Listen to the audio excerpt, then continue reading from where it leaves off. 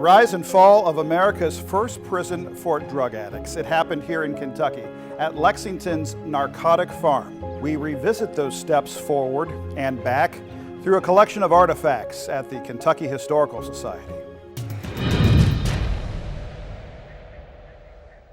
The Narcotic Farm was a federal-funded prison, rehabilitation center, and research center in Lexington, Kentucky between 1935 and 1974. The farm is a federal penitentiary, but instead of being like lock 'em up jail, it is a working farm. Folks go there, and if you are caught with a federal narcotics issue, and you are east of the Mississippi, or you are a woman throughout the country, you are sent to Lexington. Its mission: to understand drug addiction, rehabilitate inmates addicted to drugs, and find a permanent cure.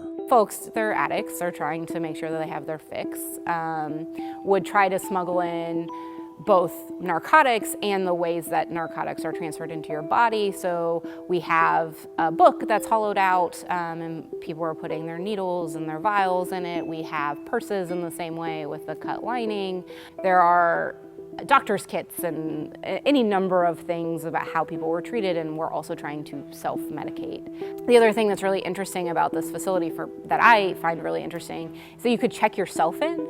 And some of those folks that are check-ins are pretty famous. William S. Burroughs, some pretty famous jazz musicians, and they come to Lexington for what they call the Lexington treatment. You know, people will talk, if you read about it, talk about the Narcotics Farm having the best jazz band in the country.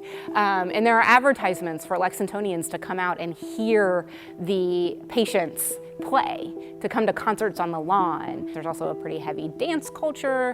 Patients would have dances, the bands would play. The Narcotic Farm taught us much about the treatment of addiction, but with some success also came serious missteps that ultimately put an end to this particular model.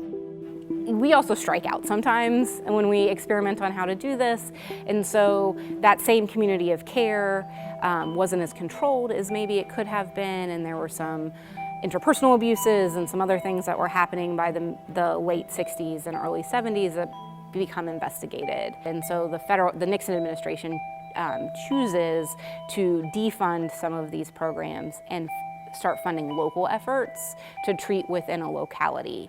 To learn more about Narcotic Farm of Lexington, please visit our archive online at history.ky.gov. From the Kentucky History Center and Museums in downtown Frankfort, I'm Doug High.